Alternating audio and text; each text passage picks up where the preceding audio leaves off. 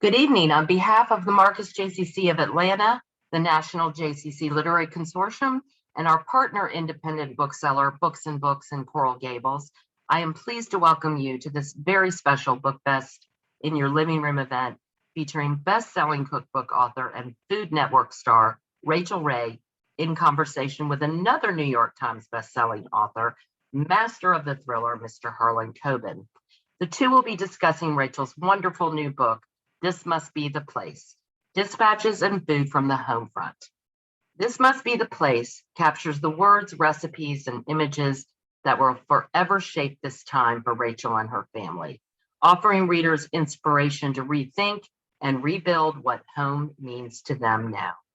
I know you're going to have lots of questions for Rachael, so please use the Q&A feature at the bottom of your screen, and Harlan will get to as many of them as possible. And now to the main event, but first a little about our honored guest. Our moderator, Harlan Coben, with more than 70 million books in print worldwide, he is the #1 New York Times bestselling author of numerous suspense novels. His books are published in 43 languages around the globe and have been #1 bestsellers in more than a dozen countries. He is currently developing 14 projects with Netflix in the US and internationally. Our author this evening is Rachael Ray, who appears daily on the Food Network as host of 30-Minute Meals, $40 a Day, and Inside Dish. She is the author of 9 best-selling cookbooks. Rachael lives in the Adirondacks. Please welcome them both to our virtual stage. Hello, and thank you for having us. Hi, Harlan. Hey, how are you, Rachael?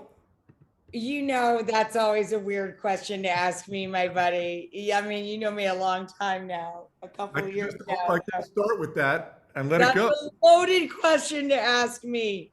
But we're good. We're doing a hybrid year of the daytime show. We're still gainfully employed. That's awesome.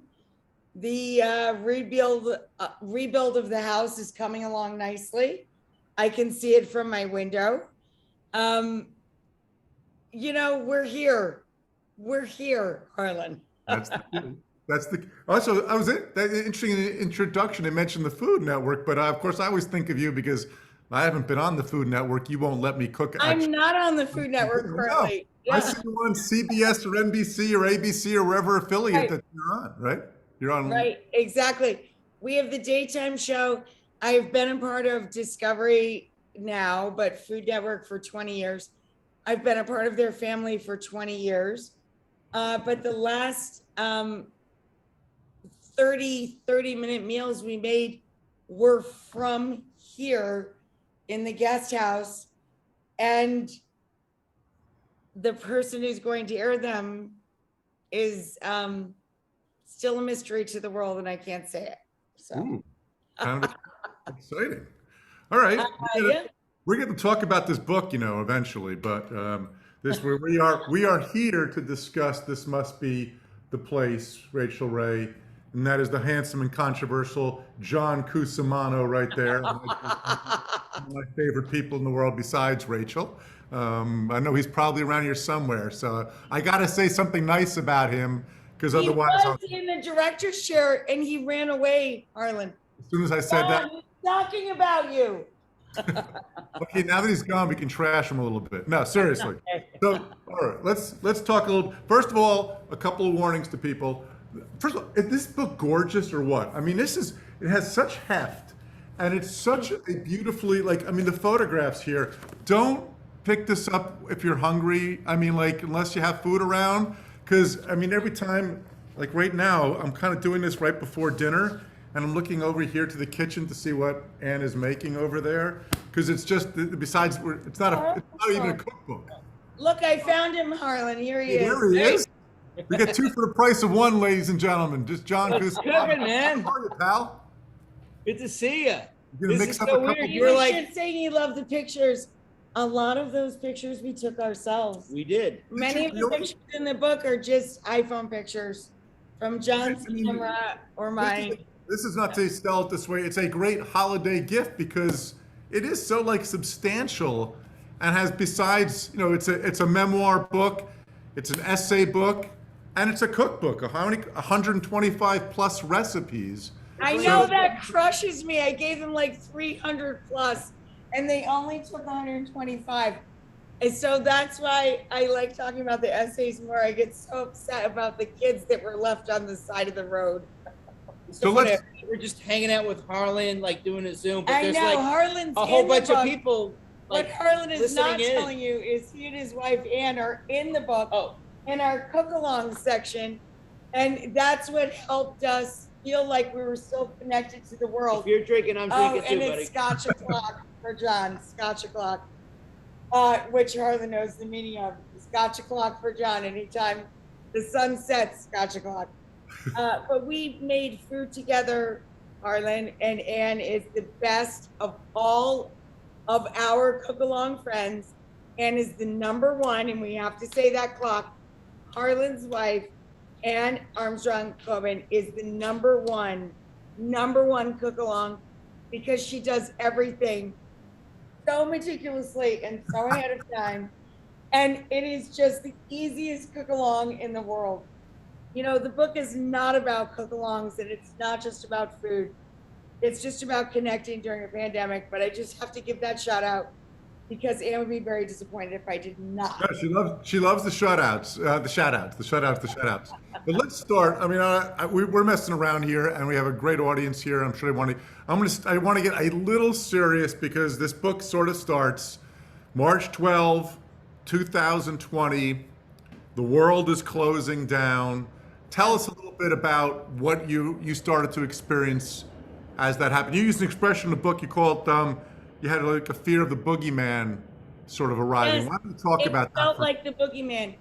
I've never gone to my home, which was my bat cave. So home for us was the bat cave.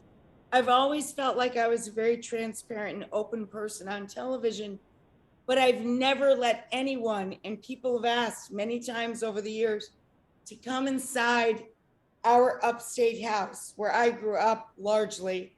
I came here when I was in second grade and I've lived in the Adirondack Mountains for the rest of my life. I'm 53 years old. So when the idea that the world shut down and the only way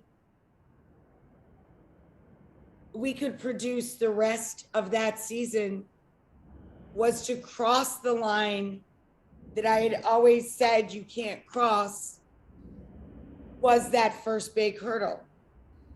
So the easiest way to sum this book up for time's sake is we felt like we lost our privacy. Then we lost our dog of 15 and a half years. And then that process was beautiful for us, but we felt guilty about it. So that was a very conflicted moment in life. And then we lost our house. The first day my husband left the house, he went to play golf, socially distanced activity that he could do August 9th of last year.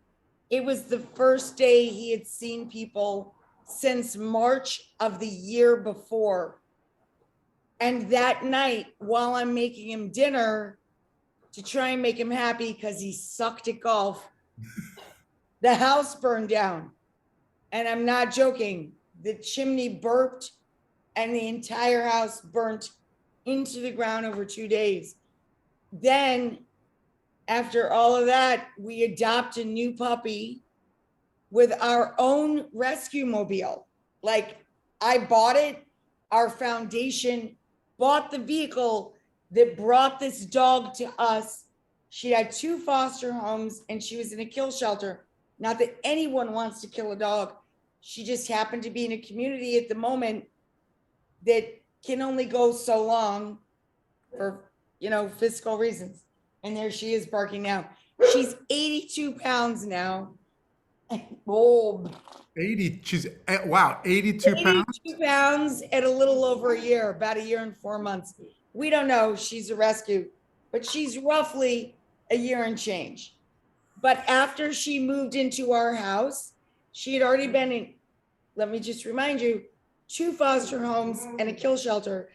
And then she came to us, and then the entire house catches fire. and there's 50 firefighters in full gear there. And we left with flip-flops, John's dock shoes, the clothes on her back, and that dog. And she was about 15 pounds at the time. So it was a much different space. Look, bottom line, the book is about everybody living through the same headspace in the same year.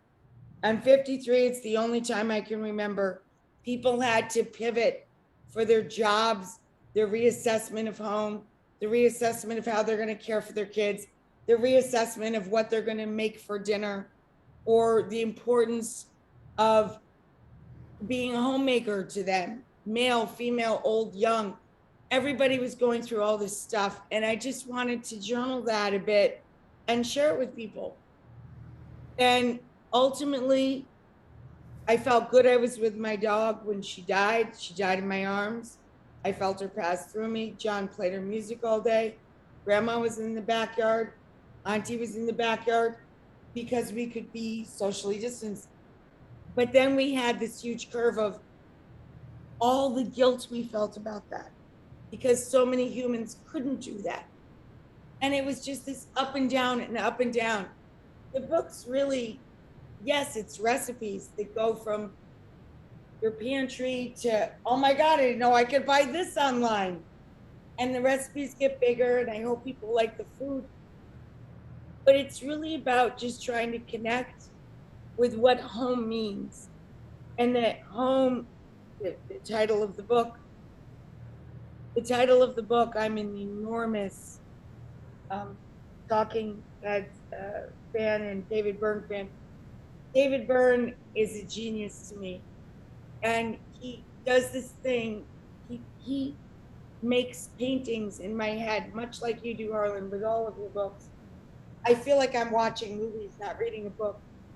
And when I listen to David Byrne or Talking Heads, I feel like I'm watching movies. And for me, that song, This Must Be the Place, is how most people know it. All I see are angel wings. There's a passage in the song that talks about when you find home, it feels like she put her wings over me, and therefore this must be the place. And what we learned after losing a house is that the stuff in the house isn't your home. The stuff in the house is just that, it's stuff. Your home is if you have the grace of collective consciousness and you can wake up and open your sockets. If you've got sockets and sprockets in your brain, you have home because you can remember the life you've lived and the people that you love and what you've done and what you've made. And those are the wings. The wings are within you. They're not the stuff. The wings are inside you and you can find those wings. And that's why I named the book, This Must Be the Place.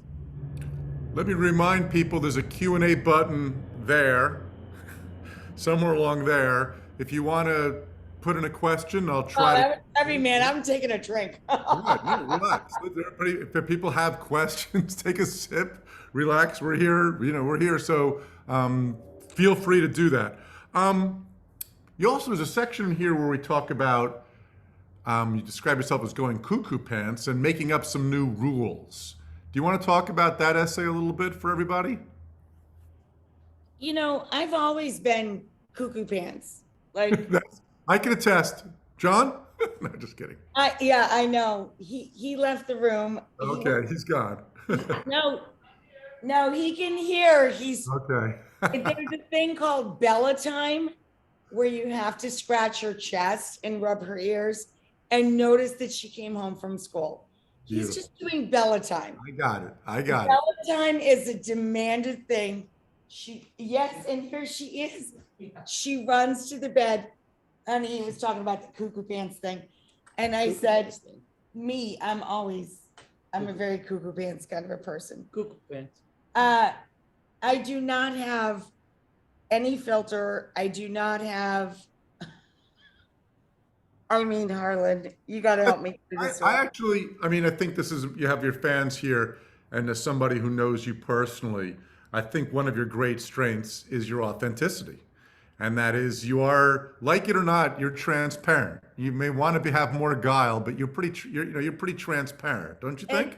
And the embarrassing moments have been so epic. Yeah, but you don't. Some of Yeah, them I think that's today what that I people, called I think that's Harlan what and people shared with embrace him. with you. But in 50, I started talking about them and I continue talking about them in this book. I just have moments in life that are extremely awkward. And I just feel like there's something very liberating about being more than funny on a talk show or just being transparent in a talk show. Yes, I know, honey. When we started working from home, people saw me with no makeup, with the laundry bleeping, every minute with beeping and blah, blah. And with my fly down, which happened again today, with just every disaster happening in the world, Flies up. it's oh, your fly's up. My That's flies good, honey. up. I'm good. But I've cut off the same finger 100 times. It's been made a joke on John Oliver. John Oliver has really attacked me on that. Not attacked me, probably celebrated. Yeah, the ridiculousness of that. But I am a very awkward person, and I am an extremely awkward celebrity. So the idea that we were filming from home and that I had no hair, no makeup, no show clothes. And it's so funny because now this year is a hybrid and we started going back to the studio, but they tried to make the studio look like here. So Right. I could go in there rolling in kind of OG. But we're still doing like 2/3 of the season from up here with just Just Rachel us and me. and all of our ridiculous, well, everybody sees it every day, so no need to explain that. Yeah, I'm the lighting director, the cameraman, and the this is your sound guy. least favorite life. So And if, you're the key grip too, John. I still don't know what a key grip is, but you're also it's the guy who grips the key. Like you There we can't go. get in without the key. That's So it. so if anything looks horribly wrong in the show, it's completely my fault, and I take full blame for that. Martin Scorsese, you call I yourself. call myself Steven Spoilberg And Martin Scorsese. and Martin Scorsese. But if my understanding is, and you can correct me if I'm wrong, which I don't think I am, the ratings were just as good, if not better, with you guys just at home. People really like seeing a train wreck. Yeah, That's awesome. Thank you, They do. everybody. Thank you. they'd rather see us like screw the show up from home than like have a nice, slick, professionally produced show, I guess. And we can They deliver on love that the promise. Scorsese. Yay. I That's can like hilarious. hold the camera and like fall over easily. I can do that. By the way, we never got to let's get back to the new rules. What are some of the new rules, and what did you mean by cuckoo pants? So just the normal crazy? Was it different during this pandemic? What? Give us some of the stuff that give them Well, the the taste new of what's in rule the for essence. me is I broke every rule I ever had in my head. We always thought that there was a part of our life that was, You were very private. You Private. wouldn't let people into your home. and Like and now that's a lot to are you actually crying? The new rules for us became when the world, oh honey, I'm right here. Ellis Craig. When the world began to answer us in a way we'd never received before, and washing everything down and bringing them in and writing back 40 to 50 people a week about their connection to the way we were connecting to them in a different way, meant a lot to us. It meant a lot to you too, didn't it? We were very grumpy about it at the beginning. What? Huh? help, help me, Harlan. We had to let people into our lives in a new way, Harlan. No, And- it's fine. It's cool. It's fine, it's cool. But people made us quilts and blankets and wrote us letters and connected with us.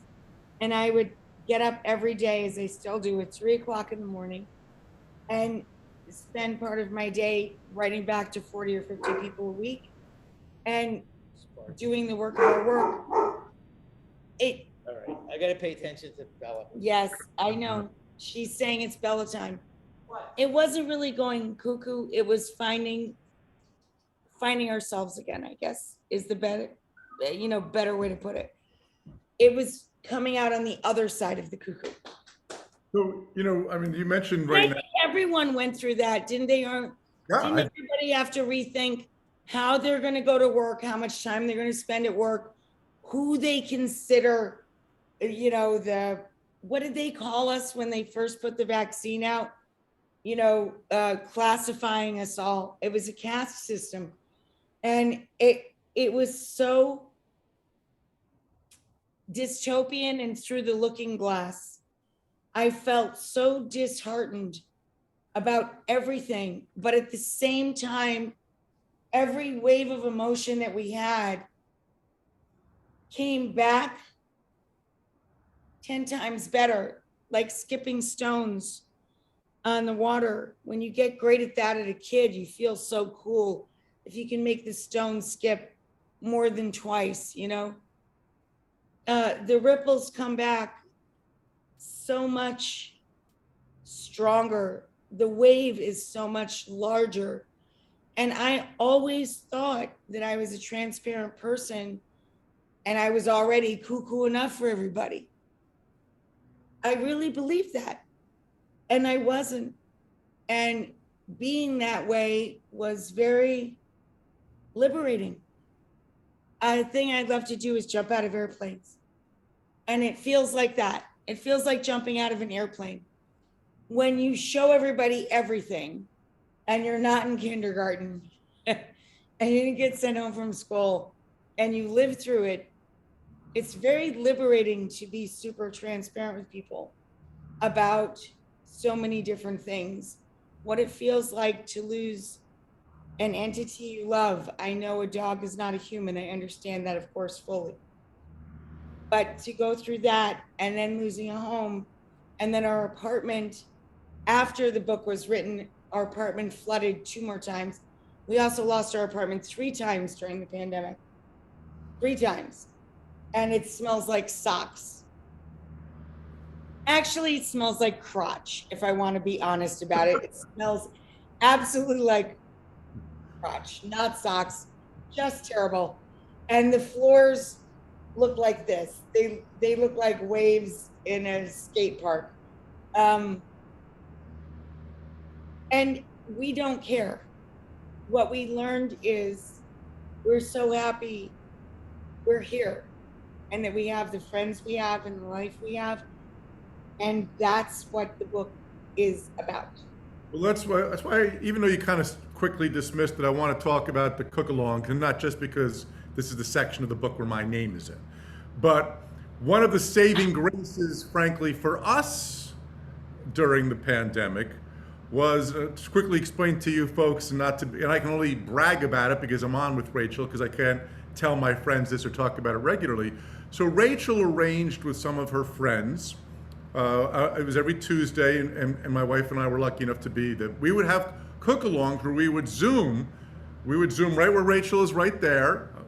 We would be right in our kitchen, and Rachael would send us all the food, all the pots and pans, and then she would give us a little prep on text, and then we would actually cook together. John would make drinks. John yes, had a and send the liquor. Yes, and the liquor.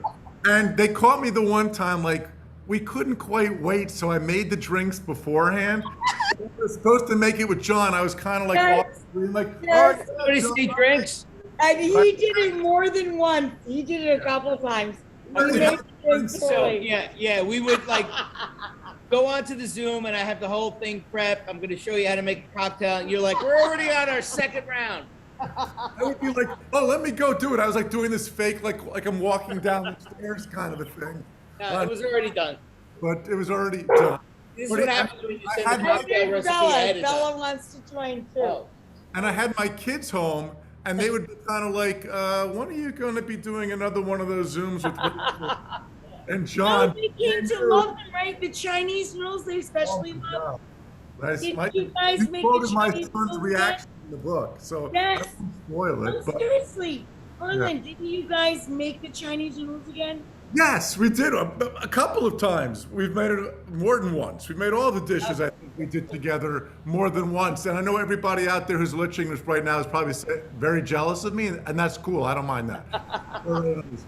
But my That point was is, all that made for a us second. feel that we were still, you know, Harlan and Ann gave us a friendship with Sonia Harloff, an amazing artist. They gave us a painting to thank us for our cook-alongs after we've been cooking for a long time together. They sent us this beautiful painting. Honey, bring it over. I actually think I see over your left shoulder, I see another Sonia Sklarov painting. Yes, well, she painted Bella as a gift to us. Yes, this is the gift that we got you because it reminded me of of being on your roof. And so Far is everything, and this is what you sent to us in a box. And I wrote her a letter, a snail mail letter, a real snail mail.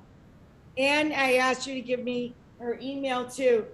And oh my God, she wrote back immediately. And we became these immediate crazy pen pals. And I just don't know what to say about what she has meant to us. All of my life, I've lived to have a place in Italy because my grandpa lived with us when I was a little girl. He's one of 14 children. My mom's one of 10. And my grandpa told me bedtime stories every night until I went to kindergarten and first grade about Italy. So to me, Italy is every fairy tale I ever heard. And Sonia came with us for our anniversary. I invited you guys. You couldn't make it. Right. Understood, but we have a future date. And Sonia came and she stood in the field in her straw hat and her paint splattered clothes all day and painted all of Tuscany. And she studied in Italy. And we had become friends in pen pal way, like real pen pal way. Like I wrote her, writing each other. And it was so beautiful to me. It felt so, my grandpa must have been watching is all I'm saying. And it was a beautiful thing to me to see my life come full circle finally after so much and such a 2 years of just cuckoo, our cuckoo. Life is circles. Life is circles. And if you just pay attention, you'll see your own circles. And you're not cuckoo. It's all there for a reason. And to see Sonia, she painted like, I don't know, 25, 30 paintings in just a few days.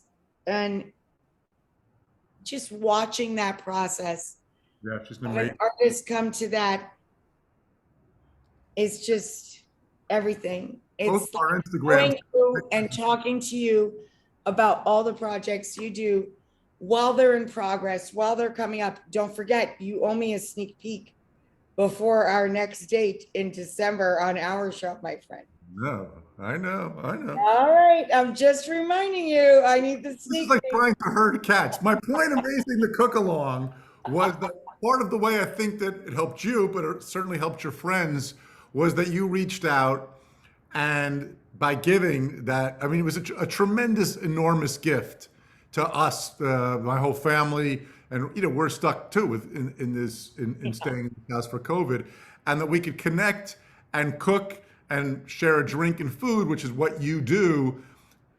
It really helped us, and I think it helped your friends a tremendous amount. So it's more to that. Thank you, honey. pharma type thing. And so Rachel, besides that, was ridiculously and embarrassingly generous. She wouldn't let us get food. She wouldn't let us get anything. So my aunt and I were like, what can we do? And we love Sonia Sklar, and we thought, I knew it would, Rachel would. So part of life, introducing art, food, that's what we're all here for. Books. Changed my life. Sklarov is it, man, and a bag of chips and then some. No, it's so, but giving, and I think here's the thing. I think part of why you're being whatever about it, I think part of having your show at home and still reaching out to your audience is you kind of both need each other. I think it's an interesting, and also the fact that you answer, I got to be honest, I don't have nearly as many fans, but I can't answer what I get. The fact that you answer so many of them personally, I think that people, again, sense that connection with you, and that this experience deepened, and this book will deepen that relationship between you and your audience. What do you think? I don't know. All I can do is try. I never think about what people are going to say after, or what season we're in, or whether or not we get picked up. I feel so uncomfortable when people talk to me about where the book is on Amazon or anything like that. Or I don't know how you feel about that. You've got 75 million books sold. I don't know if you even look in on that, but I don't. My job is to do my job. I get up every day with purpose and grace and happiness that I'm still here. And I do not want to know more than that, because there's always going to be equal amounts of negative and positive. And I just don't want that in my life. I just want to know I did the best I could. I wrote something from my heart I wanted to share with people. And that's all I can do. Like the time we share together, anytime I share, whether I'm filming a television show or I'm just sharing a cook with friends, when I'm done, I know I did my best. I tried. I loved the moment. I loved the ability to do it. I love the opportunity. And I can't control what happens after that. Right. And that's another thing that was really solidified with the fear of crossing that first line, of losing what I thought was our privacy. I'm like, man, you've already lived through an entire website called I Hate Rachael Ray for years. Actual people of celebrity that hated you for years. Like, what could be, this is nothing. Come on, get over yourself. That's where my head goes. I go to the opposite side. I go to pay less attention, not more attention. And that's where I've always been. That is not my job. I was brought up by people that love to work and love to live. They like to live as hard as they work. And that's cool. And I learned that lesson, as you know, my friend.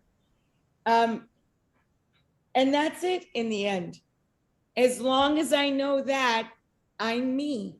Right. And as long as I don't care about what the negative is, I can keep working on the positive. And that's all there is. No matter what you lose in life, what you have left is what you can do with your head and your heart to make the positive stronger than the negative.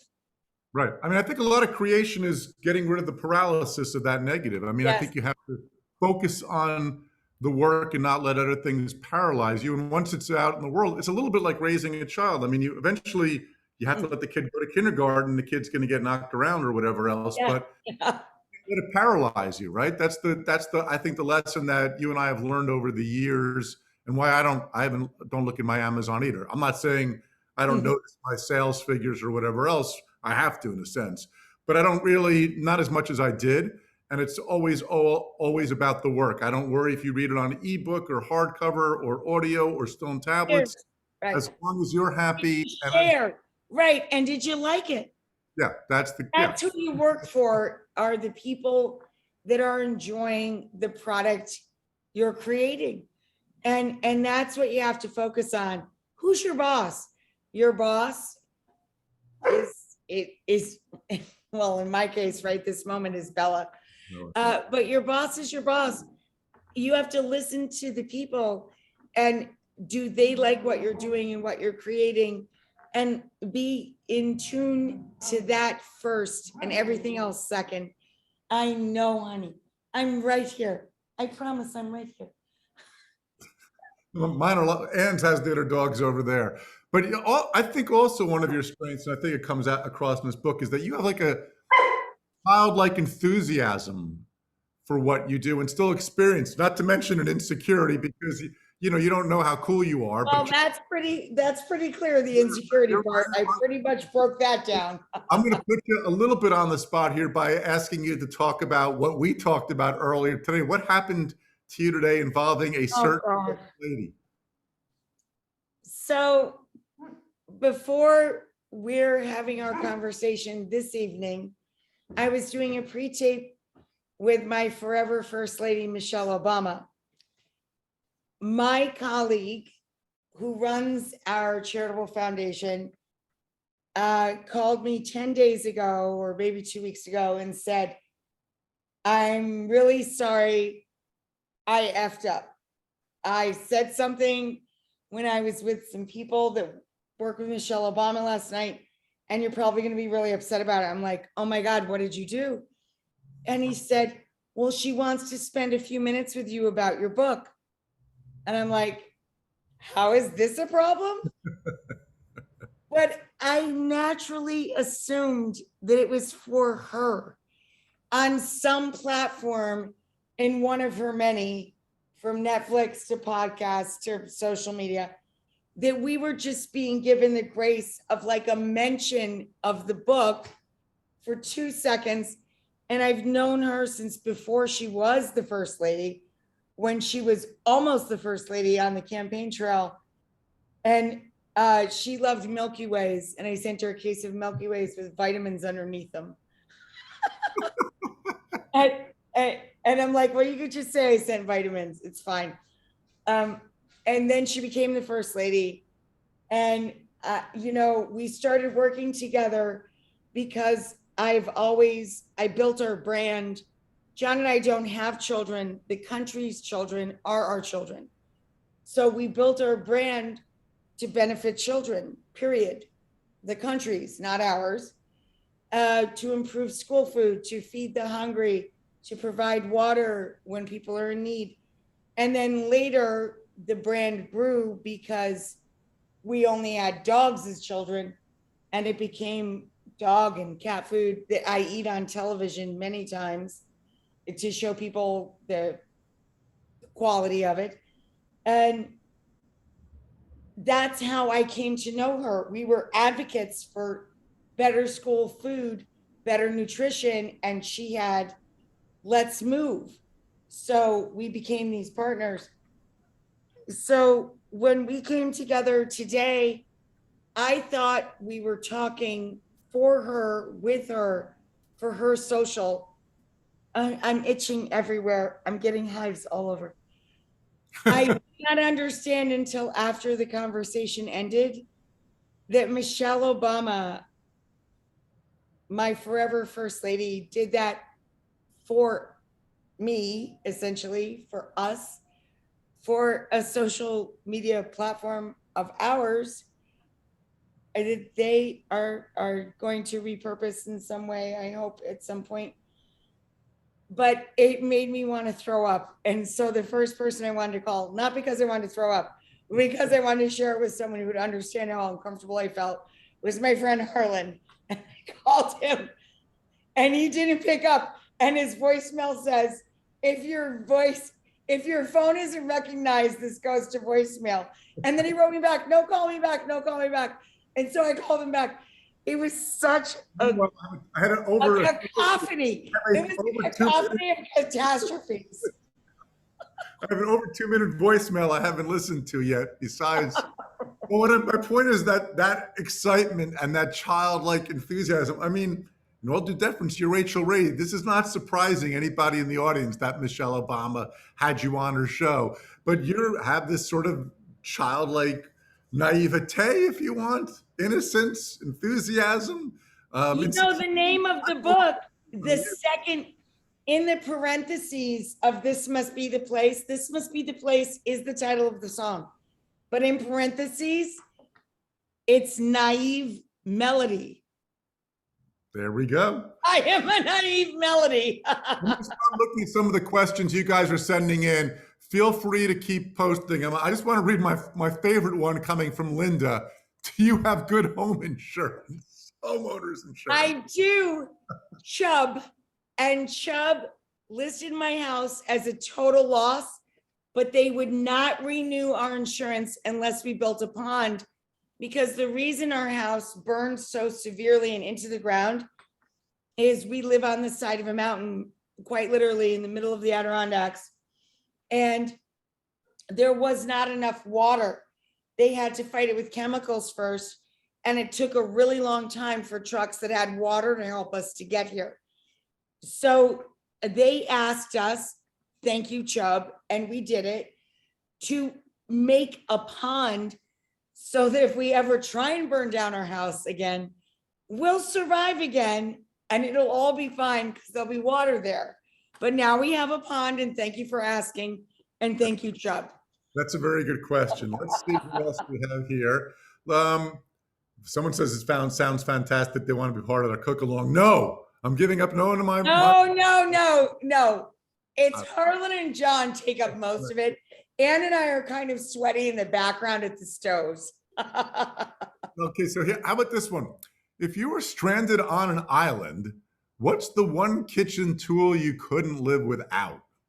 A knife, man. You gotta be able to hunt, cut shit down. Sorry for cussing, but you gotta be able to produce something. You need a knife. Wow, that was you answered that a little quickly with that knife thing there. That was very, very quick. Oh, okay. Lorraine has an interesting question here. She says, hi, Rachel. I grew up in your neck of the woods, Glens Falls, right near Lake George. What were your favorite restaurants in that area growing up? And do you still go to Hicks Apple Farm to pick apples? Here we go. Well, Hicks stopped letting dogs come to the property, and that was not their choice. The state mandated that you could no longer take dogs to the apple orchard. So I planted trees before we lost Isabu. We planted trees 2 years before that. It took several years for them to bear fruit. This year we had bushels of apples, but Isabu is buried in our apple orchard because of her love of Hicks and her love of apples and her love of apple ball. We used to throw apples like baseballs, and she'd catch them and eat the fruit and throw away the guts, throw away the pit, as if she was programmed to do it.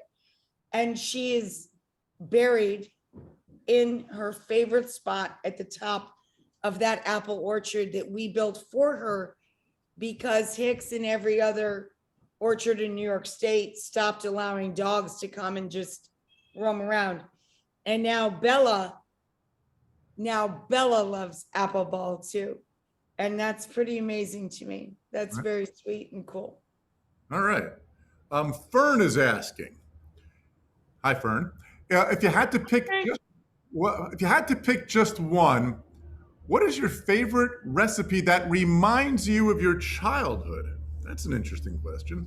So it's not It's a very easy question. Every time I'm sick, my husband makes it for me. And when I was a little girl, my grandpa made it for me. Minestrone, beans and greens soup with little bits of pasta, tortellini in it. When I don't feel good, that's what everybody gives me when I don't feel good. And John Cusimano makes it for me to this day.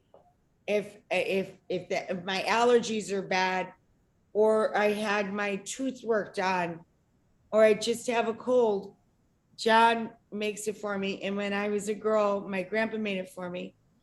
And it's one of my favorite things in life. My other favorite thing is just aglio olio, garlic and oil spaghetti. and I write in the book about this. The holidays were very sad for me last year because we didn't have any. I didn't put up 9 trees. I couldn't feed anybody. There was no one at the table. I put all the food on the outdoor human bird feeder is what I call it.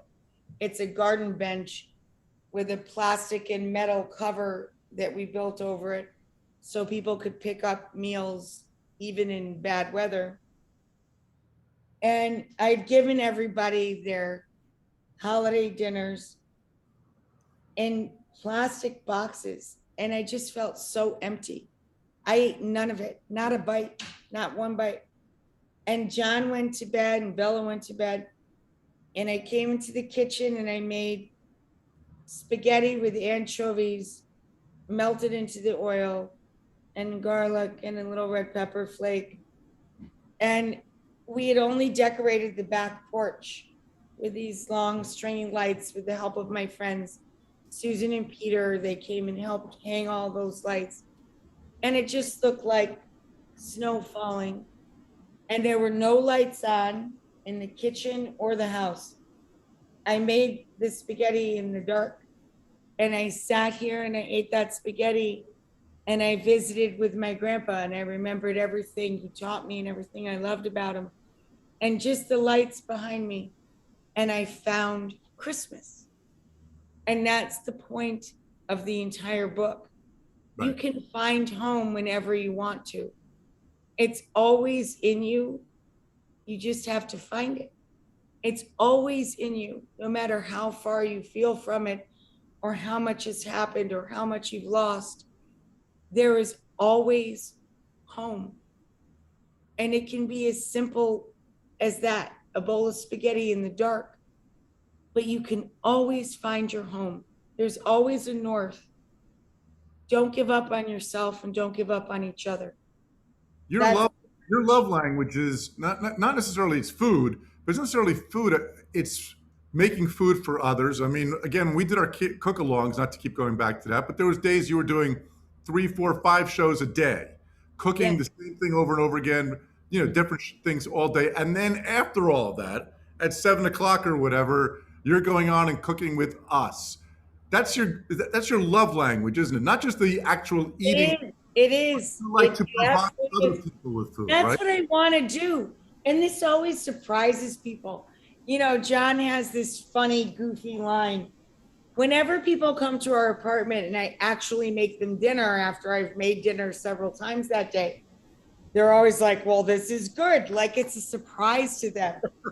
And my husband has said for years and years to people that come to our home for the first time, they're like, he says to them, well, they don't give these jobs away. He's so like in their face and fun about it. And that really resonates with me. And I have to tell you, that gave me strength. After the house burned down on August 9th, and I was in the middle of a children's cooking camp.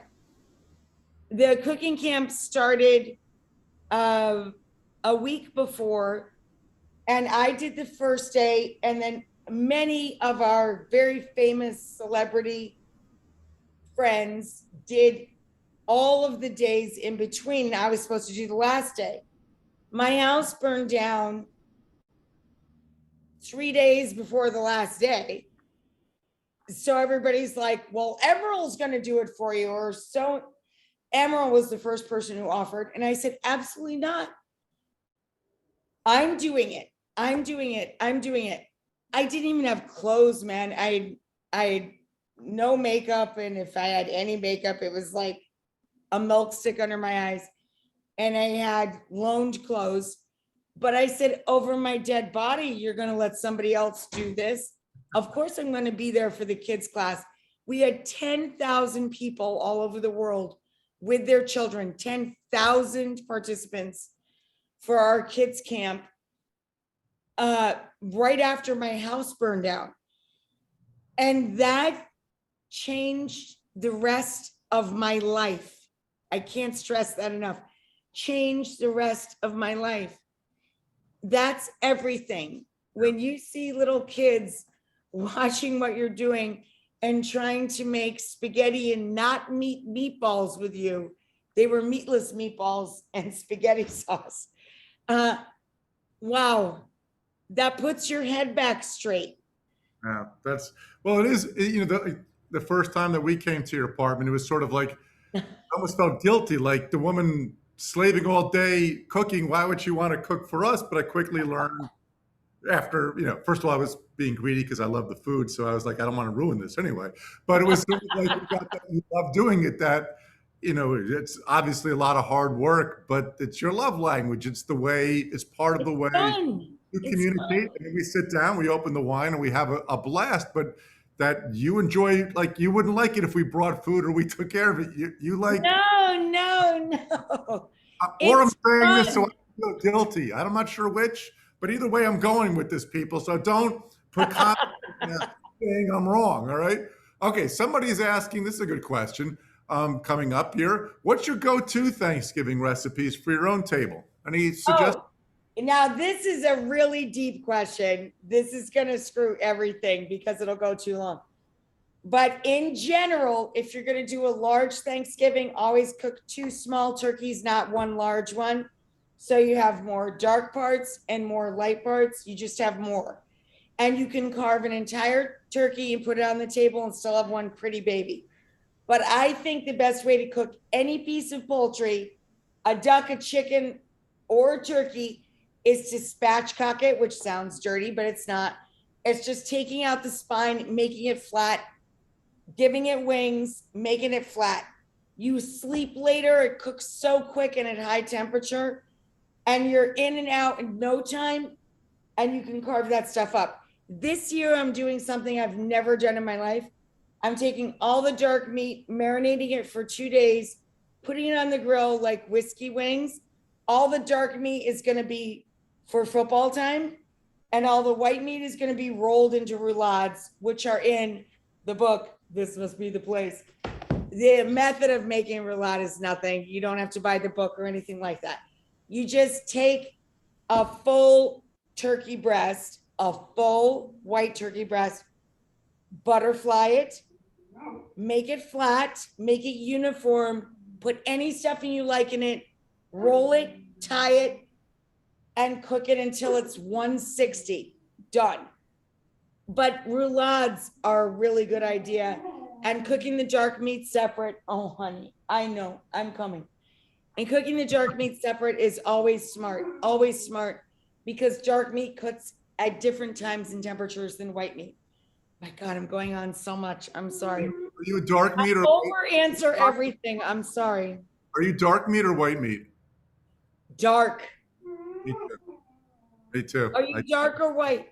Dark, very much. I don't really like meat. I'm very much I'm dark. a dark woman in every way. Oh my gosh, that sounds so creepy. You remove the spine. I'd never heard of that, but okay. All right. So there you go. Somebody who, anonymous attendee was the name of the person who asked that question. So well, this is going back to the book. What's your favorite recipe in this book? I know it's hard. It's like asking which is your favorite dog or child, but is there one that you have, a favorite one? No, you have to tell the truth about this. I have to tell the truth about this. I am so upset about how many recipes didn't make the book. I can't give you the catalog of the book. All right. Because it just breaks my heart, because all I see is what isn't there. And that just breaks my heart. Of Thanksgiving, I love the roulade because I'm doing a riff on that this Thanksgiving. John's favorite recipe forever and ever has always been carbonara. I don't even know if there is one in the book, but I will say this. The book is articulated appropriately. It starts out with a basic pantry and it grows to understanding you can make seafood in any large meal you want with any ingredient you want from anywhere in the world. And you can probably buy it at a better price from home than you could in person. And that is absolutely a lesson that I learned during the pandemic. I never knew that because I enjoy grocery shopping. I never knew that. I did not know all of my food when I started writing from here in March of 2020, I dumbed down me. I broke my own rules about what you should do with school children. I was so cuckoo about cooking from home and thinking that this was like a camping project and we would all be here a couple of weeks. I was so ignorant to everything that was coming at me, this tsunami that was coming at me. I dumbed down the food. It's all like, I'm not saying it's not good food. I love it, or I wouldn't have made it. I write my food, by the way. I write my food. But you know, it was all canned tuna, canned beans, pantry driven food. And then as the book progresses, you see the food progress, because I was just so ignorant about what I had access to. Mhm. And that's another lesson that I learned in this book. Always be transparent about what you don't know. Just tell people what you're dumb about, straight up front, and stick with it. And consistently remind them you didn't know. Like, that's a really good game plan in life. You don't know what you don't know. Just Right. be truthful. The most dangerous person is the man who doesn't know what he doesn't know and thinks. he knows. That's right. There you go. Well, by the way, I will add, because I want to try this, and I think we could do this for Thanksgiving with leftovers, the turkey schnitzel recipe. Oh, schnitzel. I man, love a schnitzel. Can we do this with like leftover turkey for if people are making turkey? They're gonna have leftover turkey. No, you got to make a fresh turkey. I can't just make turkey schnitzel with leftover turkey. Look, I think you can schnitzel it up. You just have to change the cook time. That's all I'm cautioning. If you're slicing breasts across that have been already roasted, it's gonna take like a minute on each side because you're not cooking the flesh through. You know what I mean? Like, you're just getting there with a leftover. All you have to do is adjust the cook time, and 100% you can make it with leftover. Also, 100%. how about this pumpkin stuffed pasta or gnocchi gnocchi? That looks awfully good for Dang, for dude, Thanksgiving, no? every single thing in there, It really is. I wrote, and hundreds were cut. And there were so many. Every one of these I was Just ready. the two of us, or I should say the four of us, or the six of us, if a couple of your kids were there that night, depends on the night you're looking at. We did so much of this together, and not even all of our stuff is in there. Right. No, I know. But that's why I'm looking for new things so I can guilt you into having more cookovers and we can still do this over there. But ladies and gentlemen, we are out of time. So I'm going to, I Okay, don't we are there. I'm sorry. But again, so it's a wonderful book in so many ways. And I hope we try to explain not just that it's a recipe book and about food, but really it's about this last pandemic year. Experience, yeah. But it's really hopeful, and there's a lot of great life lessons here. I loved every page of it. Of course, you know, I'm biased. I'm on around page 120. If you want to Yes, give them your page, baby. say, I have some friends like who'll say, like, they'll call and they'll say, how many mentions was I? But this is a very special book by a very special friend of mine, two very special friends of mine, because I know how much John contributed, including the recipes. Good night there, Harlan. He's gonna leave. Drink. I'm going to be leaving. Harlan, we love you. We Amen. can't wait to get you and Anne into Italy, please. Well, yes, we got to get up to New York. I'll be in New York City soon. We'll have all of it, is my hope, once we finish. You finish this mild book tour, I guess you were on. And thank you, by the way, for having me. I was able to interview Rachael the same way I'm doing with you guys on her show. And as you know, interviewing Rachael is a little bit like herding cats. So it's I want to hang He it. lives with me, he knows. John's I want not- to hang in the solarium there. That room looks amazing. Yeah, you guys got to come out here. This is our, yes, this is where Ann likes to hang during most of the day because we get sunshine year round here. The weather was great today here in New Jersey. It's a And- beautiful- It turned out pretty today, Do too. you guys need to come back, or can we just depart? I don't know how this works, but I assume. assume- I love you, Harlan. Thank you so We love you much guys. Thanks for everybody being for on being our here. show and for doing this with us. And thank you to Books and Books for hosting both of us and making us so welcome. Let's also just point out Books and Books, Coral Gables, Florida, one of the greatest bookstores in the world. Support your independent bookstores. I know Rachel Yes! Definitely. fans as well of Books and Books, and I know you have some great ones in Atlanta for those people who are over there as well. And thanks, guys, so much for coming in and spending time with us tonight. Good night, I everybody. love you, you, Harlan. Harlan. Thank you.